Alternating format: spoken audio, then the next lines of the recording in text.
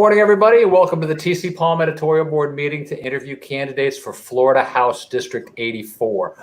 I'm columnist Gil Smart, and I'm joined by fellow editorial board members Larry Reisman, columnist and community editor, and Adam Neal, editor and news director. I'll be leading the questioning today, and then we'll open it up to other board members at the end. Kelly Rogers will be directing the video coverage from behind the scenes, and if we get any questions from our social media audience, we could pose maybe one or two of them at the end of the session.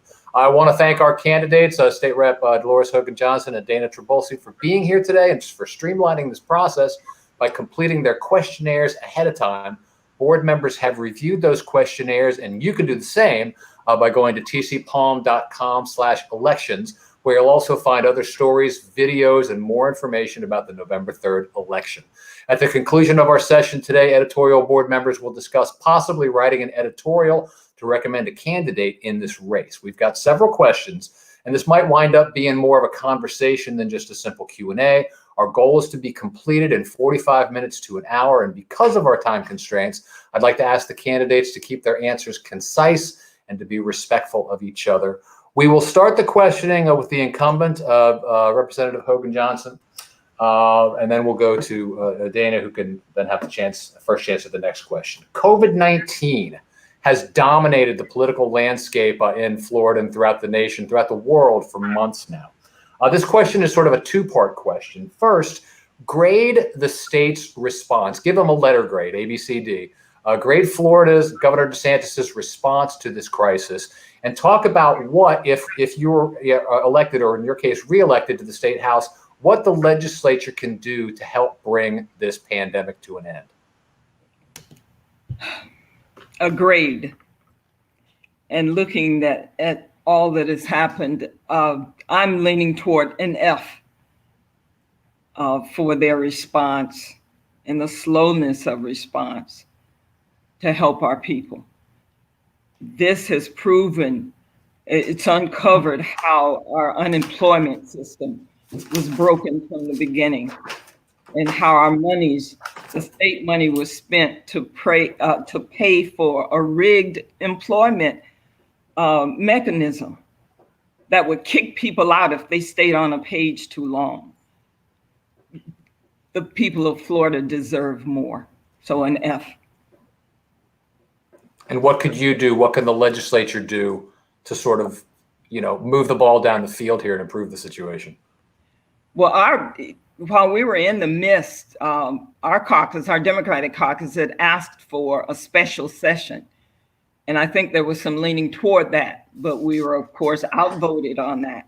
Because if we had come together, we would be able to, I think, clearly delineate what needs to be done for the citizens of Florida, not to protect anybody's political position, but what was best for the citizens of Florida. To look at our unemployment. There is a new system coming. I heard that it was a no-bid contract, and I just pray that we get an honest system this time, and that we know that we are in here that for the people, and that transparency is built in all of this.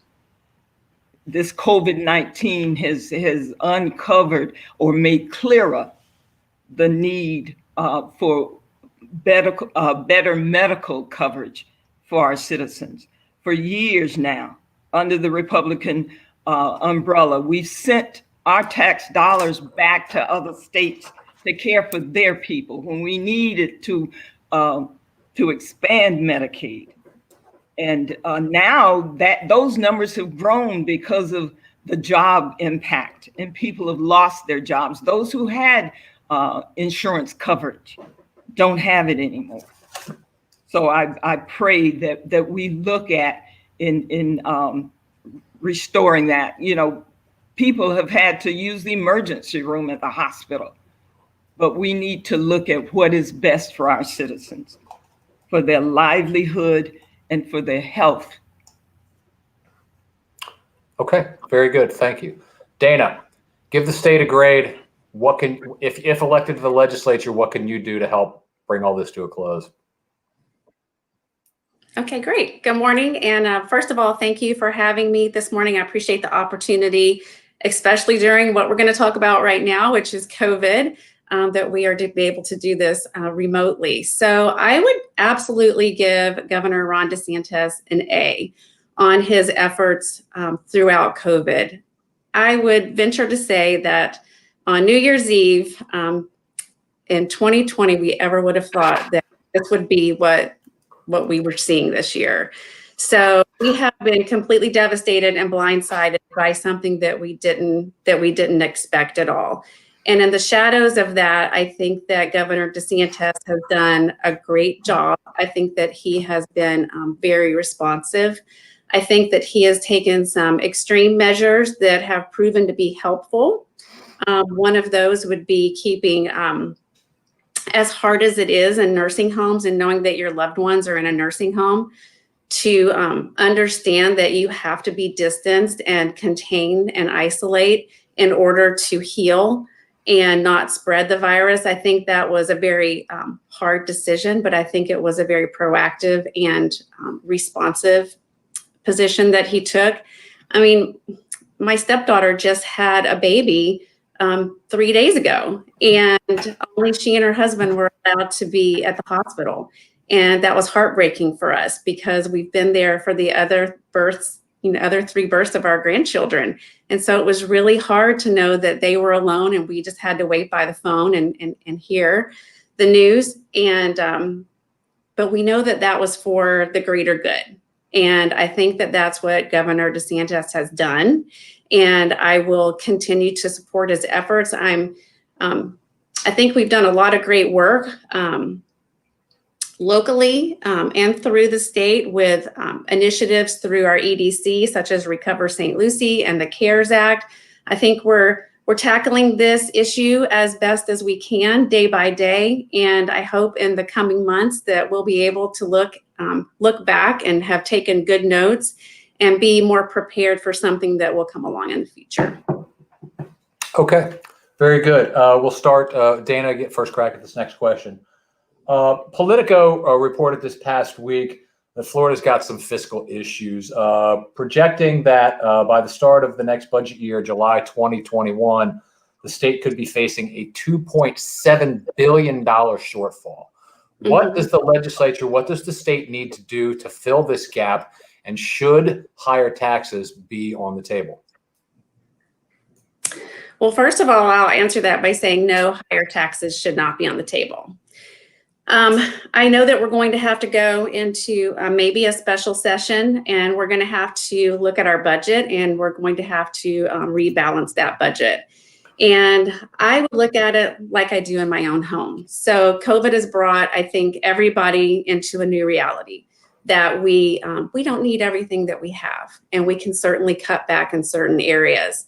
So I would say with the deficit that we're leading into, we need to look at every aspect of where we're spending our money, where we're putting our dollars, how we're protecting our resources, and we need to balance our budget just like we do at home.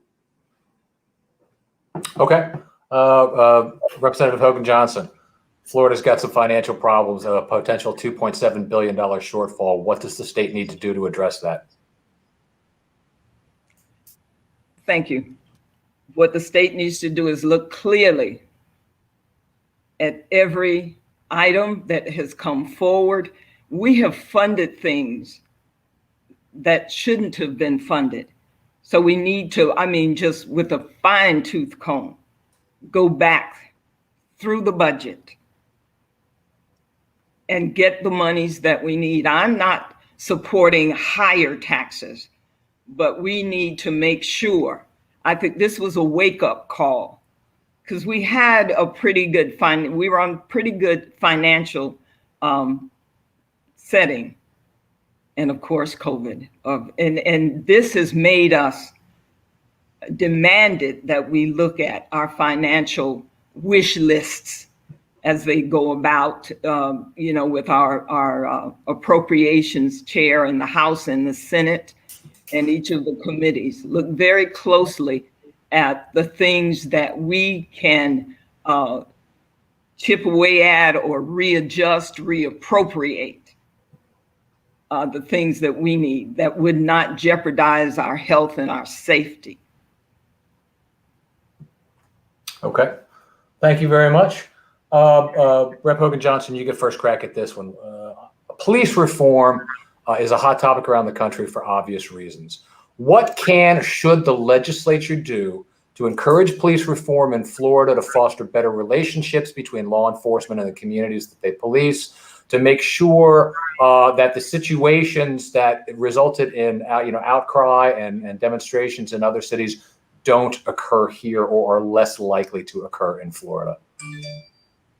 From a state level, state standpoint, I do believe that there needs to be reform for sure. And it goes to our police academy training to the people, because, they have, I know in the school system, they have,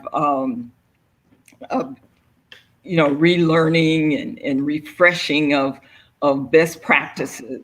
So this needs to be looked at very carefully. I think that we can look at the psychological screenings that are done.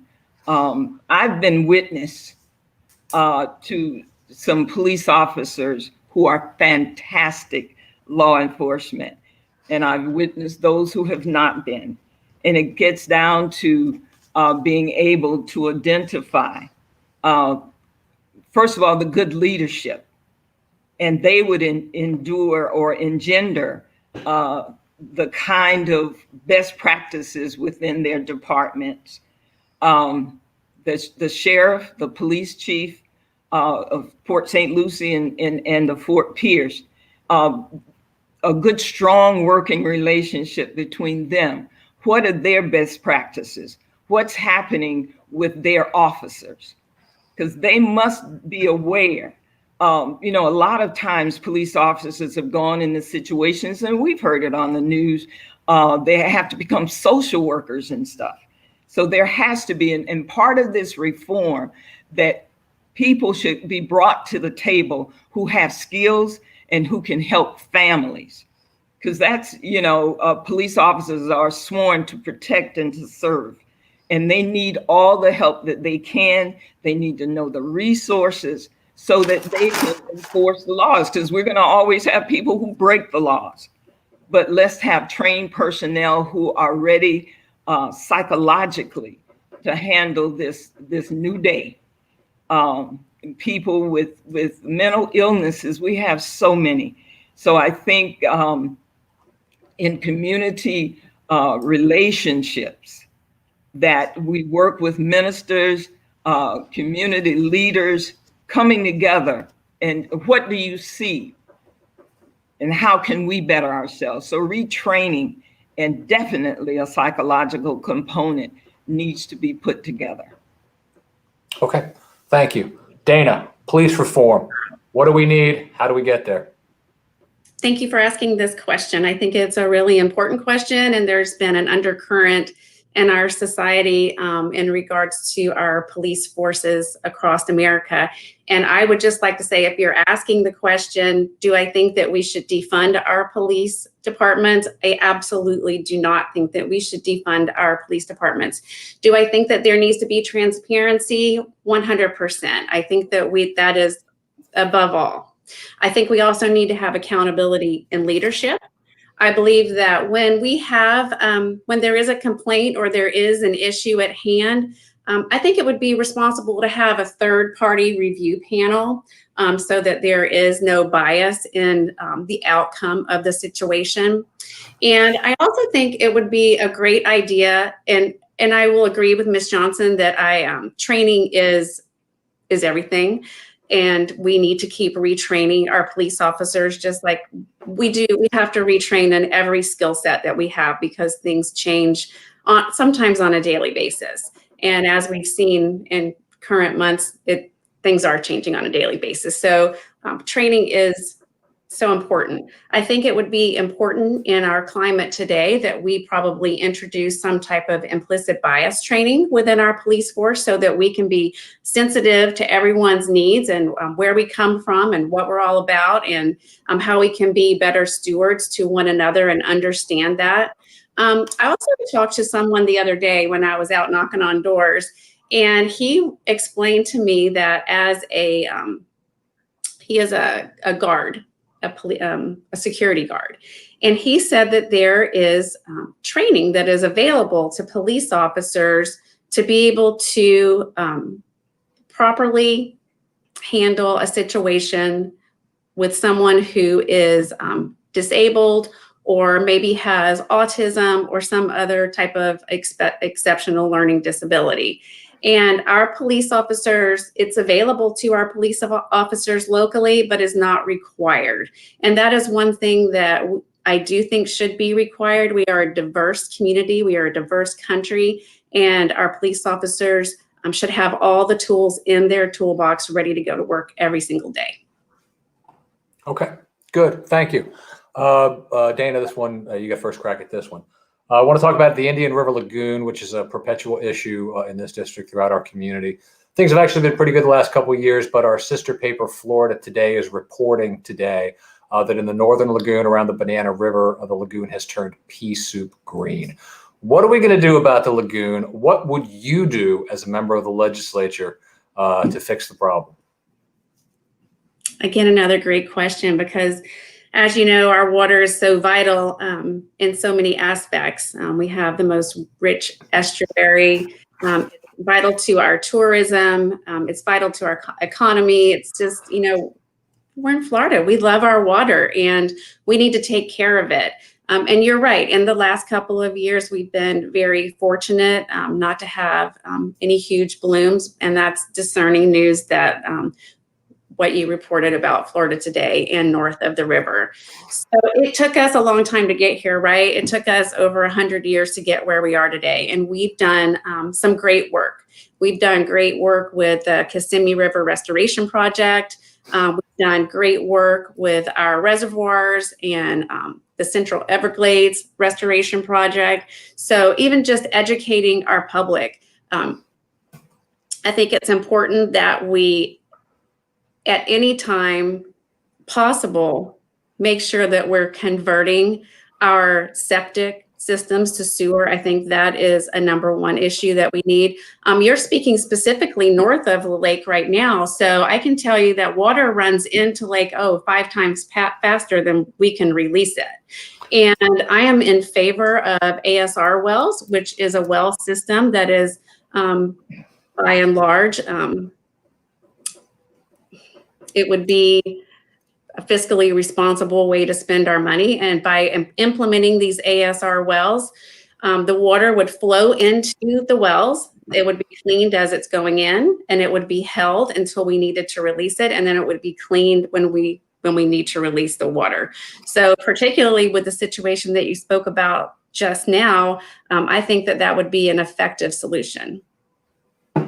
Okay, very good. Rep. Hogan Johnson, the lagoon, what are we going to do about it? Thank you. Continue to monitor closely.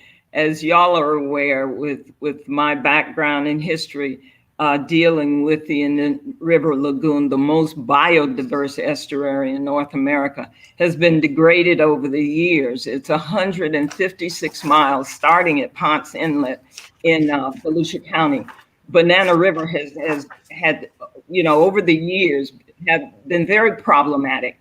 And several of the legislators in that area had started a caucus dealing with coastal restoration. And I was a part of that and supportive of it very vigorously.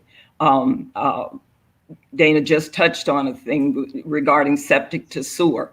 And I think that's one of the main reasons that we have. Unfortunately, over the years, people have viewed water as a cleansing. We can pour anything in it, it's going to dissipate. But we must understand, we say Indian River, but the lagoon is the key word, lagoon. It's not a river, it's not an ocean. So we have to protect it. It's back when we started in '95 with my waterfront council and dealing with the issues of a port, the value from the lagoon area was over $700 million. That's in the 90s. The value of our coastal area bordering the lagoon is in the billions of dollars now. So we must continue to do whatever it takes to monitor what's going into our rivers and oceans. I know in Indian River County, I remember several years ago that I noticed their signs near their drainage pipes that this water goes into the lagoon. So we must continue to educate people with their lawn and fertilizers and all of that it does go into our lagoon and it has an impact. Florida has, the port issue that we has been detrimental to areas, St. Lucie County in particular. That's where we were fighting. With the 15 ports, we're two of the smaller ones, and we're the most biodiverse estuary. We have two world-class marine science research centers here, Harbor Branch and the Smithsonian. So they're doing fantastic work with research and what have you. So we want to protect that scientific research, those two entities. Dana mentioned Lake O and the Kissimmee River. I think that, over the years, millions of dollars has been spent, trying to get the Kissimmee River back to its natural flow. That we need to, in Tallahassee, make sure that our waters, our lakes, our streams are protected. The wetlands are protected. Because for so long, people just thought there were swampy areas, nothing to them, but they cleanse our waters. I think my opponent has taken support from sugar. And you've got to be careful of what they've done. And they've cleaned up their act quite a bit, but there's so much left to be done. For years, the Republican Party did not fund the Department of Environmental Protection. So this has to be, and I will give Governor DeSantis applause for bringing that department back, but it's nowhere near where it needs to be. Drew Bartlett, again, I alluded to him in another interview. He's now over the South Florida Water Management District. So the state must encourage the cleaning of Lake O and protecting, getting the reservoirs north and south that will help cleanse the water. The headwaters come out of Boggy Creek up near Orange County. And as they come down with all the development, we have to be very, very careful and aware that as these developments, and we must be careful with construction, with the sewer, the septic tanks and all, and how it's going to affect our waterways.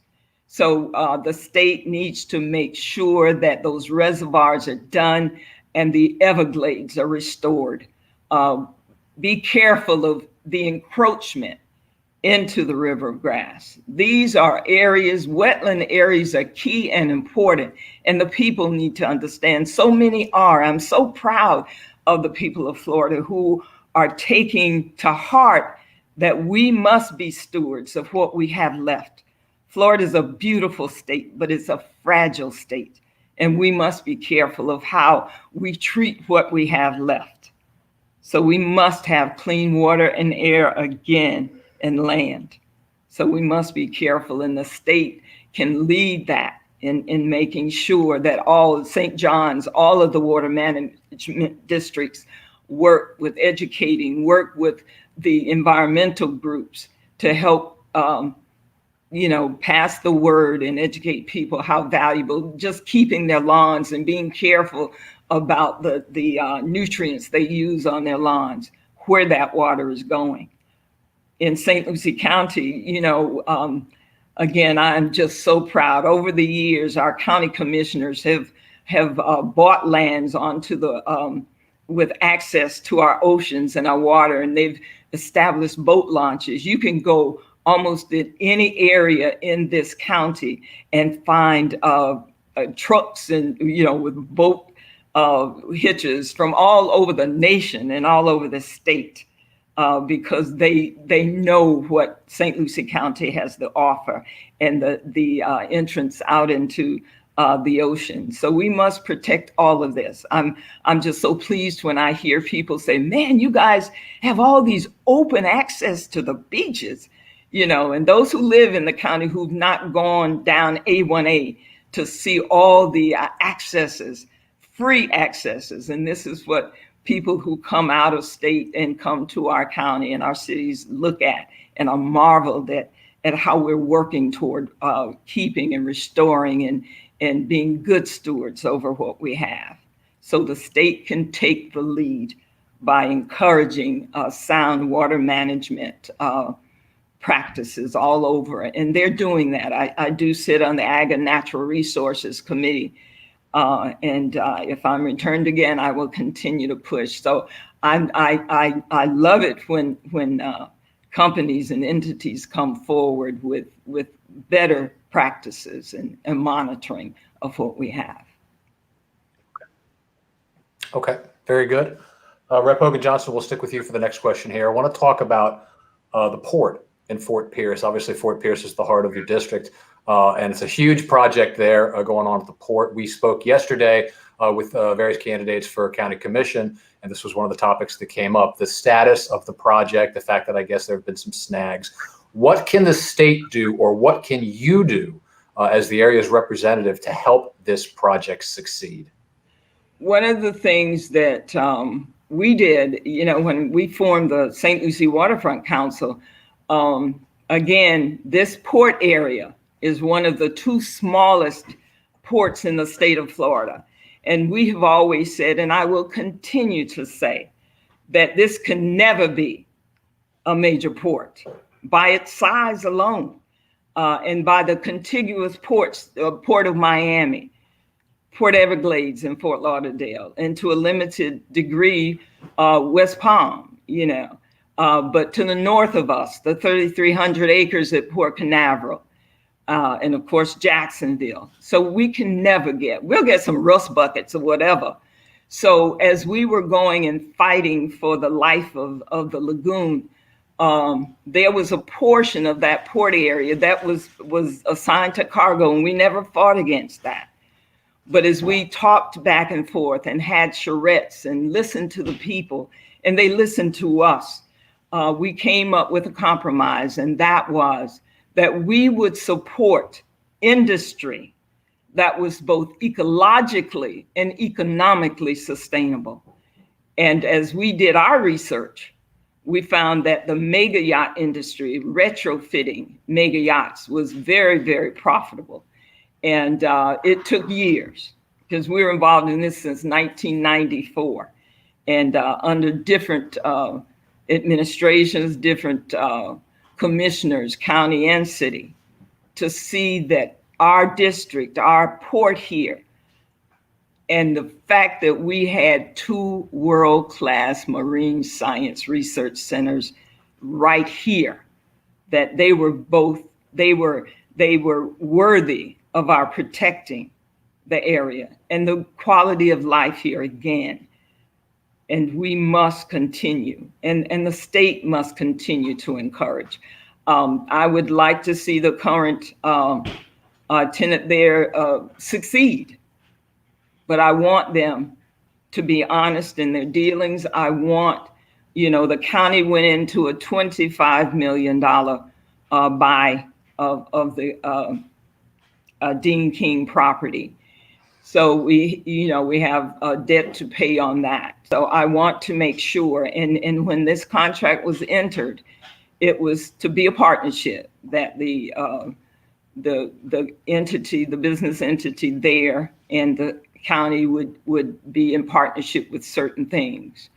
And we've been monitoring that. And I do not, and I had to speak up and have to speak up to make sure that the citizens of St. Lucie County, that they are not saddled with paying a bill that the company who won the bid is supposed to be paying. So we're encouraging and we're hoping that we see mega yachts. They're beautiful, and it's an opportunity for the people to get with a college, with a manufacturing center that's to be built, that they train. And we have two fantastic companies out on Airport Road right now who are building, and I've done a tour out there. So we have skills and a training area. I remember talking to Commissioner Sean Mitchell. He's recently retired from the union, but with the work center that we have, that we all come together and train our people.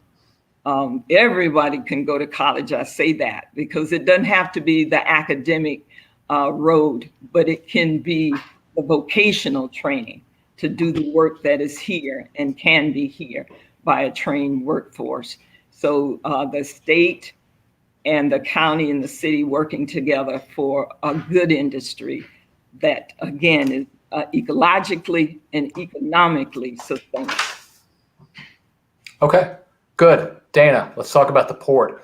What could the state do? What could you do as a member of the legislature to see that that situation there works out to everybody's benefit? Okay, great. So we have a huge marine industry here in Fort Pierce, and we're very lucky to have that. And we're very lucky to have such a beautiful port of entry. And I agree, we're never going to be a huge port, and that's just because of the size, and that's great. And I'm happy to keep our community quaint. I like that. So what can we do? I think, honestly, the first thing that I would do is probably ask Ms. Johnson to recuse herself from having any part of the port discussion, because she belongs to a special interest group that is trying to discredit Director Shipyards. And I think that's very unfair, because Director Shipyards is a world-class operation. There were hours and hours of discussion, looking over bids, looking over the right people to bring in to Fort Pierce, and Director received the job opportunity. It has not been easy for them, just like it hasn't been easy for anybody else this year. They are a business just like, you know, I own a small business. It's not been easy. They've had delays due to COVID, and they've had delays in their hoist, which is going to be one of the, I think, the largest hoist in the world that they're going to bring to Fort Pierce and work on these mega yachts. And it's coming from Italy, and Italy was the hardest hit by COVID. So of course it's going to take longer. They are, you know, they are at the mercy of the Army Corps of Engineers. So maybe we could push that along a little bit. Once they get that, that taken care of, then, you know, we're going to have to get permitting through. And maybe that's something that we could help push along as well, because we want them to succeed. They are going to help bring jobs and help revitalize our local economy and support our downtown area. So this is a great way to put Fort Pierce and St. Lucie County on the map. They also had a building that they had to tear down, and it had asbestos in it. So that they had to take some special precautions there. And, you know, I think they've been under the gun. Ms. Johnson actually went on record to say that they were not fulfilling their contract. And she went on record publicly with that. And in reality, she was only looking at the draft of a contract. She wasn't looking at the final contract. And I think as a legislator, with bills put before us, that we need to read every single line and make sure that we have proper information before we make a decision public that could be to the detriment of somebody else. So I never heard a public apology, but I did hear a public negative comment towards Director. And so, you know, I don't want to say I hope they're going to pay their bills. Guess what? They paid their bill this month. It was the first one that was due. They paid it a day ahead of time. And I feel that they are an asset to our community. I applaud them for wanting to be in Fort Pierce. And I applaud the jobs that they're going to be bringing and the fact that we're going to be able to be training more people in the marine industry. Okay, thank you. Delores, do you want to respond to that quickly? Oh, truly I do. Truly I do. Thank you so much. I wrote Howard Tipton, our county administrator,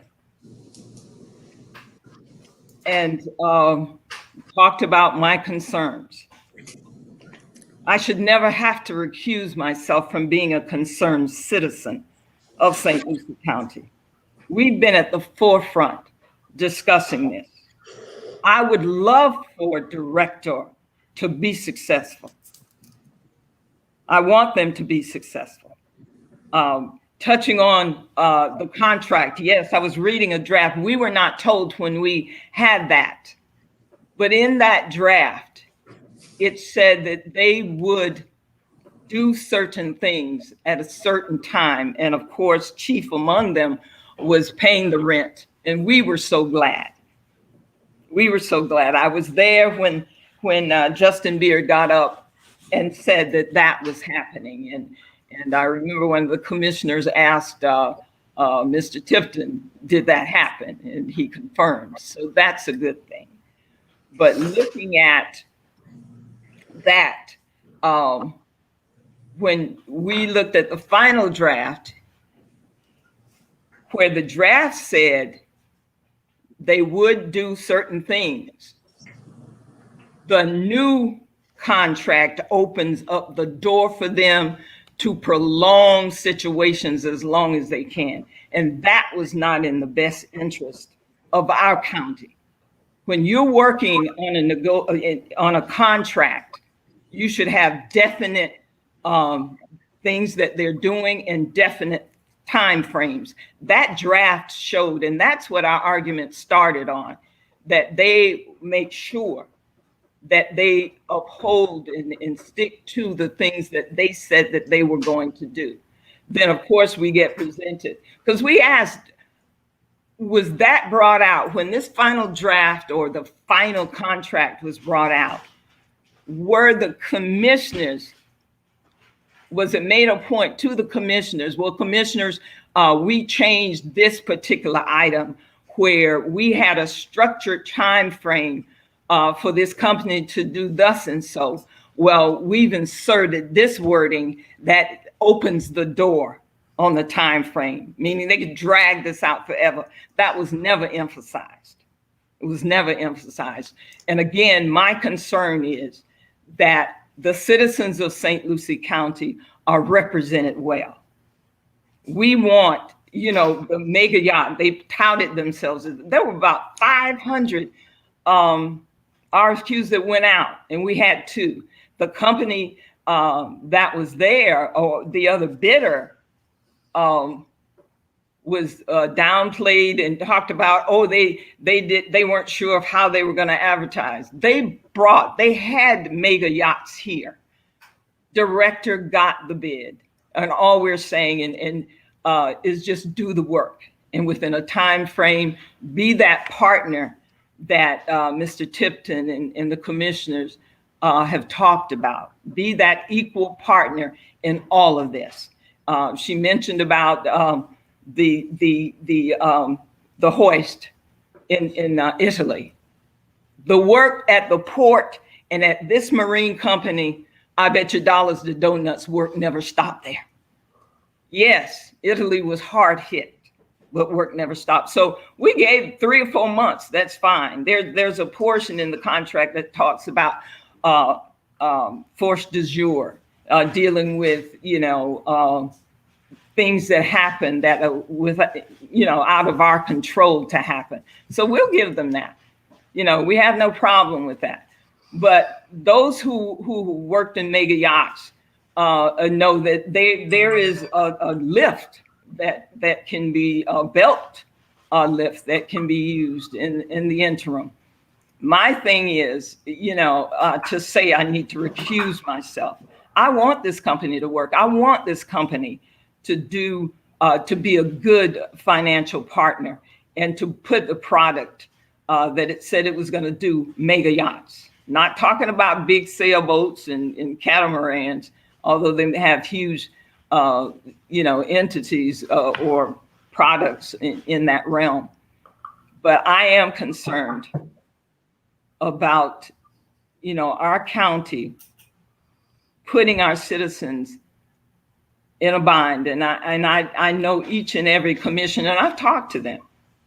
They do not want the citizens of St. Lucie County saddled with anything that's not of their making. We bought that property. It's bought, rather. And we have this partnership going, and I want it to work. I do. I really do want it to work as a mega yacht retrofit company that is both ecologically and economically sustainable. Okay. All right, good. I'll tell you, I'm getting feedback here. Thank you. We're running up a little bit on time here. Larry Reisman informs me that he's got a couple questions he'd like to ask. So I'd like to open it to Larry's questions here. And he's muted. Who's first up, Gil? Dana. Dana. Okay. Dana, question for you. As you know, we have a number of breweries here on the Treasure Coast. Are you in favor of them being able to self-distribute their product? Well, first of all, I have to say I love our breweries here on the Treasure Coast, and I'm so glad that they're here. They bring a great uniqueness to our community, so I applaud them. So as far as self-distribution, there's a couple of things that I'd like to say about that. First of all, breweries are allowed to sell their product to go. So if they want to sell a six-pack or a growler or whatnot, they can do that directly from their brewery. And so they can do that, I believe, up to 3 breweries. I'm not exactly sure, but I think that is the case. So in essence, they are distributing there. And I'm always open to conversations. We've had a distribution system that's been in place for a very long time, and it seems to be working. But, let's have conversation about that. Let's see what it looks like and tease it out. So there are a couple of things, though. First of all, from a safety issue. So from a distribution standpoint, let's take Sailfish Brewing Company, for example. So Sailfish Brewing Company distributes all over the state of Florida now, I believe. And when it goes into the distribution process, every can is scanned. So they know where every single can is from the time it's liquid to the time that to consumption. So let's say that there is a recall on, unfortunately on one of their brands. The distribution center, because they keep everything scanned in and they know where every can is, they can identify where those contaminated cans are immediately and take them off the shelf. I believe putting a system like that in place for the smaller breweries might be cumbersome, and it might be a little bit too expensive. I don't know. I'd like to look at their model and open to look at that as well. I also know that craft brewers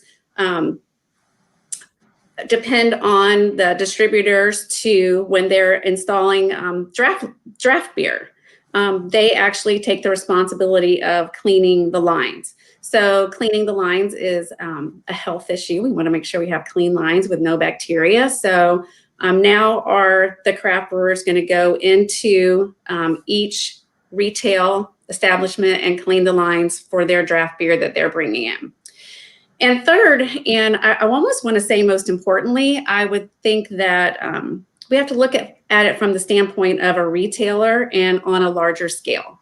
So our distributors have great relationships with retailers, Publix, Walmart, Second Street Bistro, 12A Bowie, all of our favorite places, right? They have great relationships, and they have salespeople that go in and leverage those relationships and use it to sell in a myriad of products. And that is a benefit for not only the craft brewers, because that is an expense in sales that they don't have to take out into the market.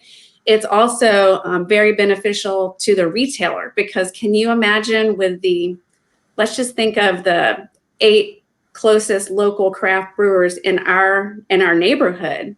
That opens up the door to each one going into the establishment and having to create that one-on-one relationship with the retailer. Now, what business owner has the time to really do that? And then you're opening up a little bit of Pandora's box too, because if you're going to allow the craft breweries to do it, now you're going to have the wineries doing it. You're going to have the people who make spirits doing it. And then who's really running the business? So let's keep the business of brewing great beer in the breweries, and let's keep the business of distributing the beer in the hands of the distributors.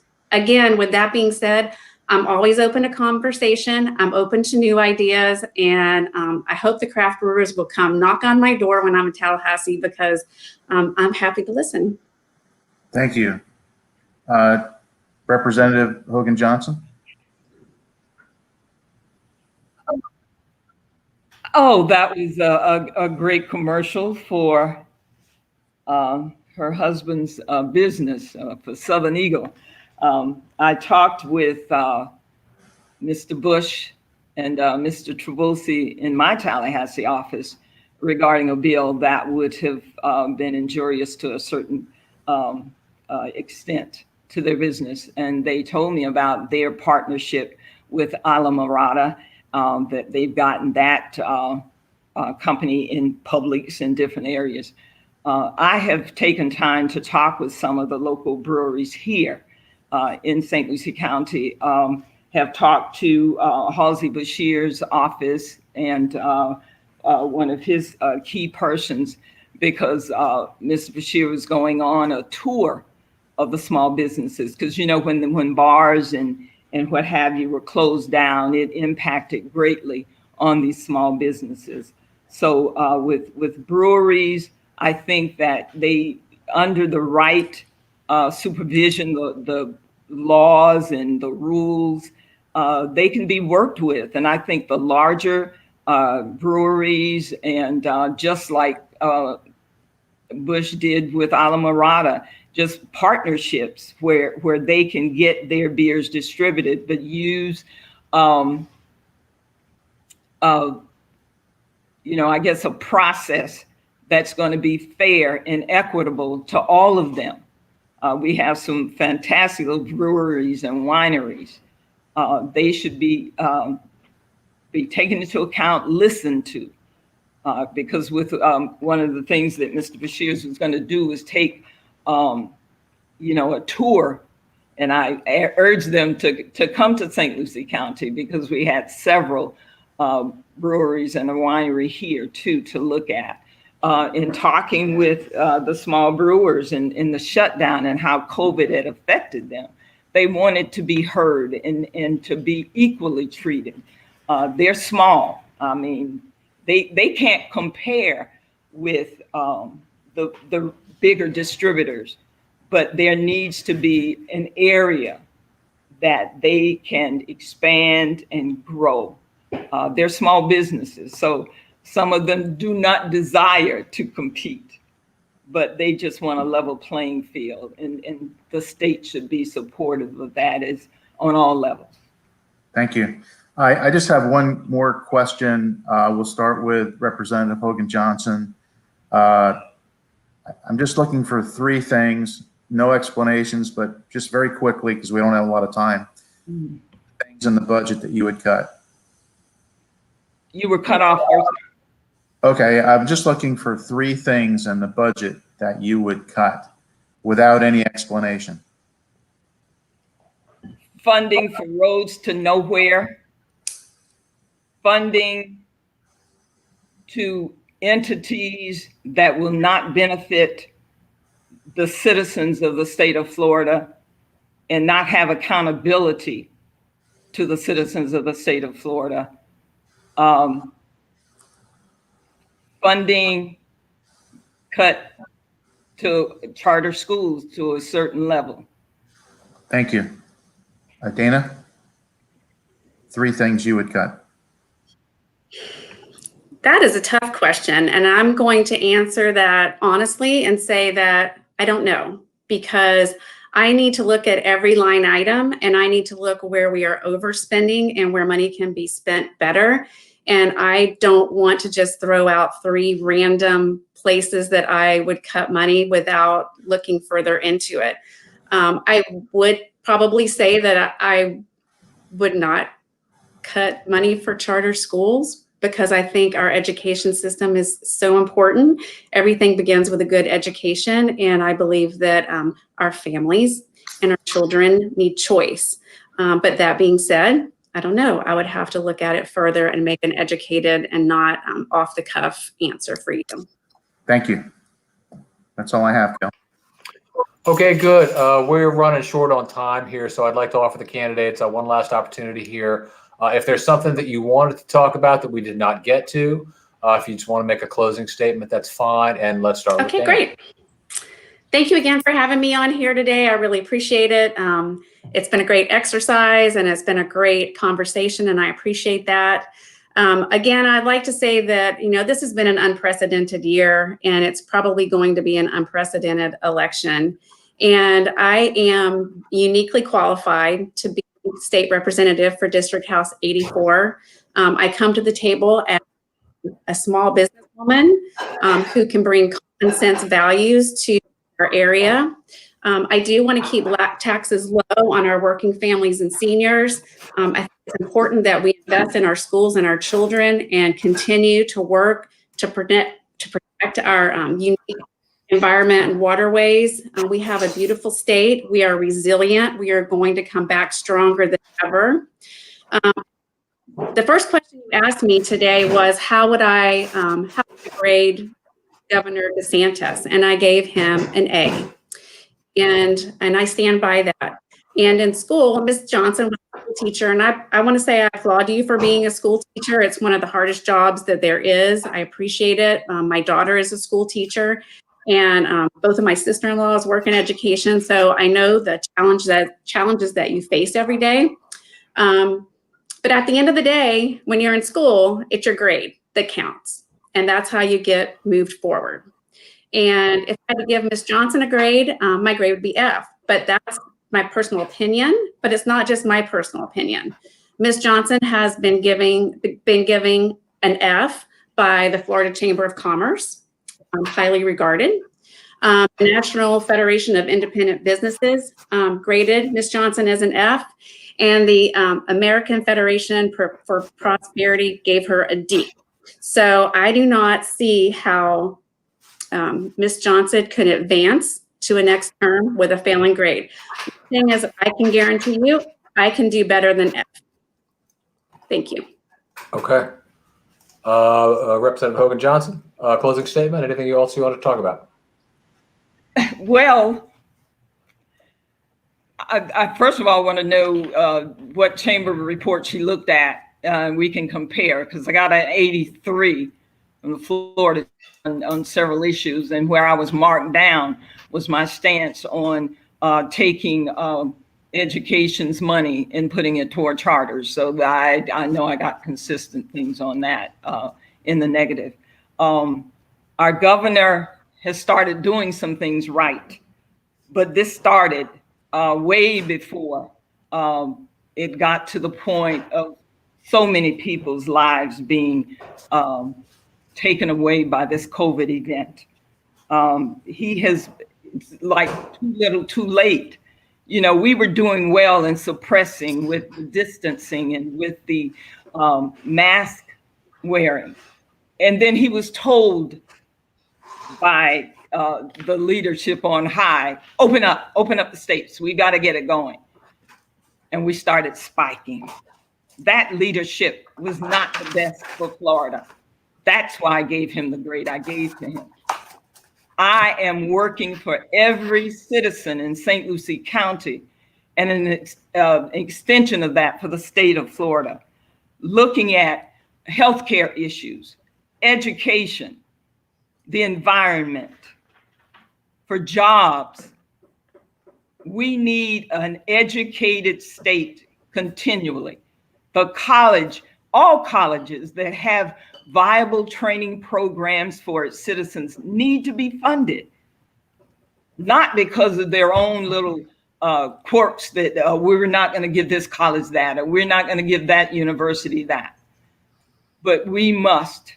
I have been a conscience speaker, a heart speaker on that floor, and I will continue to speak out and speak up and encourage our citizens to do the same. This is all of our government. When you don't see something right and things that are not going right, and those who you elect to represent you are not doing the things that would benefit the citizens of Florida, we need to speak up and speak out. I support the small business. I talk to them. I'm concerned about the health of this nation, of this state specifically, of this county specifically. I've worked with patients or citizens who had started with COVID, and early on, I remember Larry had referred a family to me, and I got in touch with Clint Sperber with the health department. So I've worked continually with the agencies, from the Department of Corrections, with our citizens who are incarcerated, with our social services department, because all of our citizens, I want us to understand, I understand, we're only as strong as our weakest link. So I'm very concerned about the healthcare, the environment, the education of our citizens. And I'll do everything and continue to fight for everyone in this community. Okay. Very good. Well, I want to thank our two candidates today, State Rep Hogan Johnson and Dana Trabulsy, for being here, for answering our questions. I think it was great for voters out there, people watching at home. I want to thank the people who've been watching this on Facebook. If you tuned in late, you want to see the whole thing, again, you can go back to Facebook and check it out. Also, check out tcpalm.com/elections for videos, stories, and everything else about the upcoming November 3rd election. Again, I want to thank our candidates. I want to thank our board members for being here. Take care. Thank you so much. All right. Bye-bye.